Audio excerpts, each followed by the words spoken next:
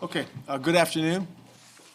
We finished out our week of practice. We have a walkthrough tomorrow, well, which will be good, but I thought the guys operated good all week, in terms of the meetings, getting ready.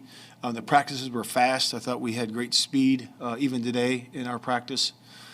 So I really like that part of it.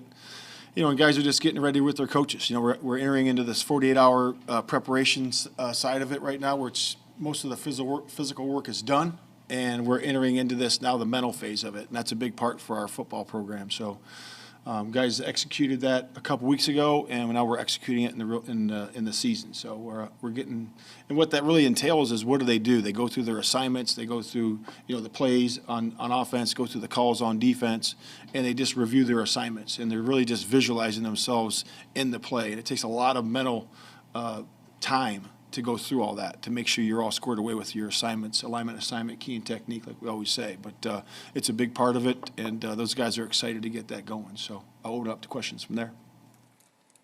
Matt, is the hamstring with Halas, was that what was keeping him kind of in and out during training camp? It was the same thing, yeah, same issue. So he's working through that. We're close. We're getting close with it. I think it's going to be good here soon. Matt, how could it help your defense this week as they prepare for 49ers?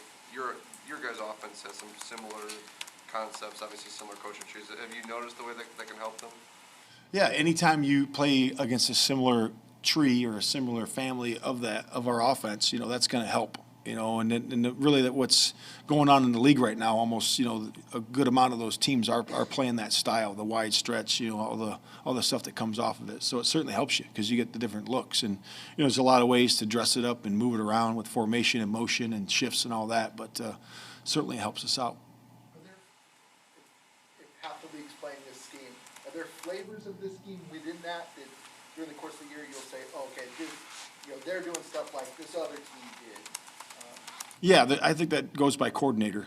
So every coordinator has a fingerprint, has a blueprint that he puts out there, and they change and adjust. And the more time on task, the more you have on a guy. So it's you always got to look at that. But certainly that's something you look at for sure. I'm sure you put in time to the first message you had for the team when you guys gathered in the spring, maybe the opening meeting of training camp. What's Saturday night's team meeting going to be like for you? Yeah, to me, it's about us. It's about what we've done to this point, and we're really going to focus on us. And I know you obviously got to focus on, obviously the great players that San Francisco has, and how you're going to limit them and do the best you can that way. But this all comes down to us. It's about us building foundation. It's about us, really going out there and executing the game plan and playing aggressive, clean, smart football. And that's what we want to do. Some of the power rankings that are out there at the start of the season have you guys way at the bottom. Do you pay attention to what the outside world thinks your team is going to be like? Are you the kind of coach that uses that to motivate guys? Do you ignore it completely?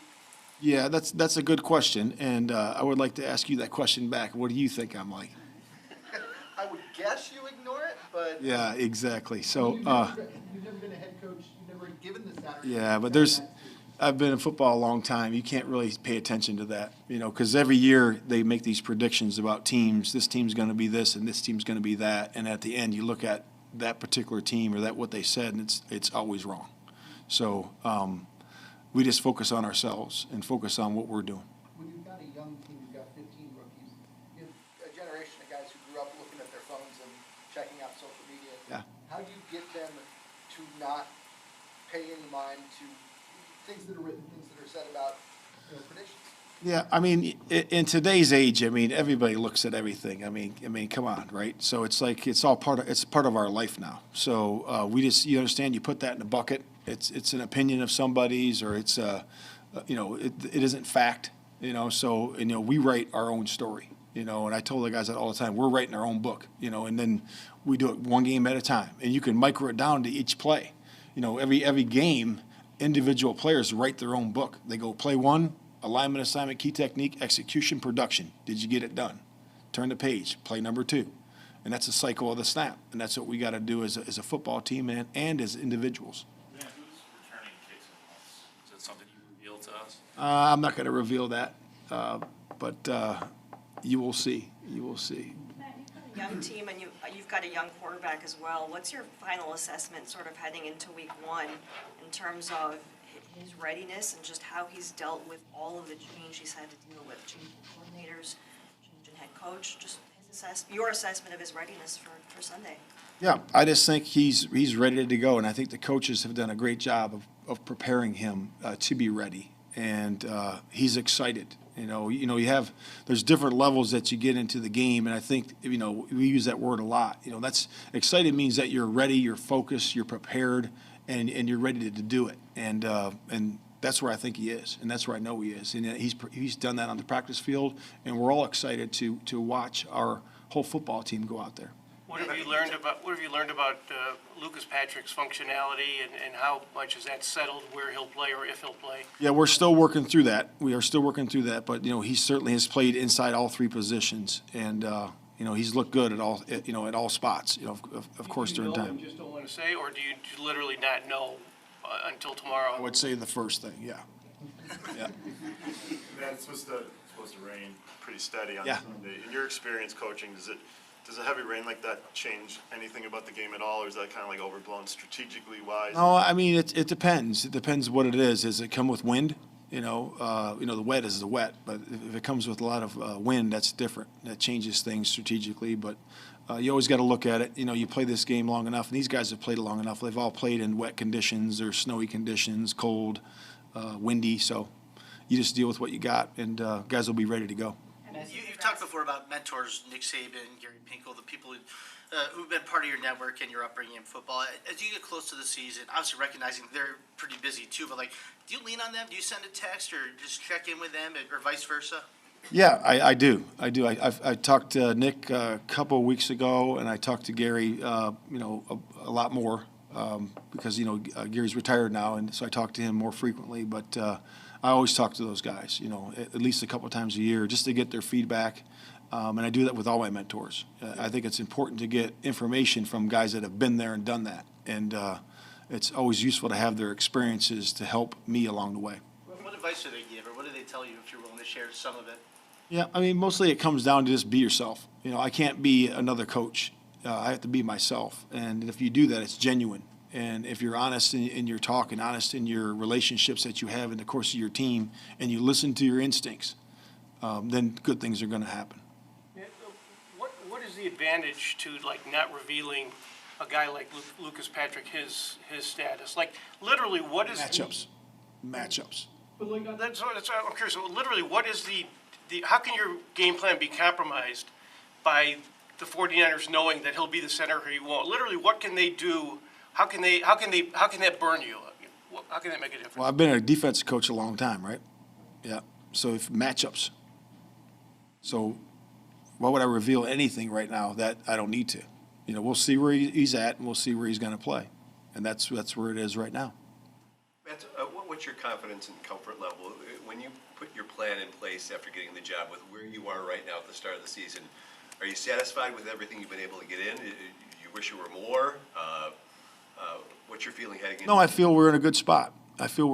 We've built a lot of good things over the course of these 7 months, so I think it's we're in a good place for where we're building this. Our foundation is starting to settle in, and of course that's going to take a while. You don't just build a foundation and start building on top of it right away. So we are still building foundation, and we're going to put it on display on Sunday. Matt, a lot of your coaches have expressed just a realistic approach to how they view what you guys are building here. I know Luke had talked about incremental improvement, and even an example with Tyke yesterday, we were talking about Amir Smith-Marset. He's not expecting him to know every single thing about this offense already, and gradually getting him up to speed. How does that sort of approach rub off on the players, and what does that do for them? No, well, I think it gives them a level of confidence, because you can't build everything at one time. You have to build, foundational floor of your program or organization, and that's what we're doing. And we're doing it with a lot of young guys. And so I think performance, when you perform that way, understanding that, hey, we're trying to do these rudiments of the game. So I know he said style or the hits principle. Those are all the foundations that we want to be able to build upon, that will last a long time. And those are all things that win football games. And those are all things you need to have a really good football team. So we're just trying to lay that foundation for our football team. Matt, what are your emotions that set for your first, NFL head coaching game? I'm half to think. I think it's a lot like the players. I feel confident, I feel ready, and I feel focused on the job at hand. And I think that's where we are. We've prepared a long time to do this, and we're all in that that state of readiness. So we're all excited about it.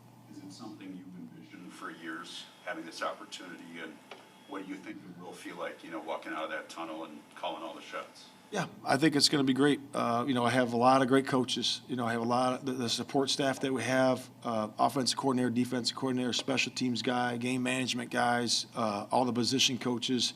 I feel very confident in our preparation and what the guys have done, and that certainly helps the head coach. The Niners have plenty of pass catchers outside of George Kittle, but if you can't go, how do you assess the rest of that technique? Yeah, I think they're good, solid players. Obviously, no one's George Kittle. Kittle is Kittle, and he is a special human, and he's got a dynamic play to him. In terms of his effort, his attitude, his blocking, his run after the catch. But the other guys, they'll fill in and do a good job. They got Juices there, can do a lot of things for him. He's a spot player, put him all over the place. So it's it'll be good. Cairo said he and the specialists were gonna go down to Soldier Field Yeah. today to test out the surface. Have you gotten a report back on how? I have not. Carlos said he's going to send me pics, but I haven't gotten any report yet. But I'll probably talk to him on their way back.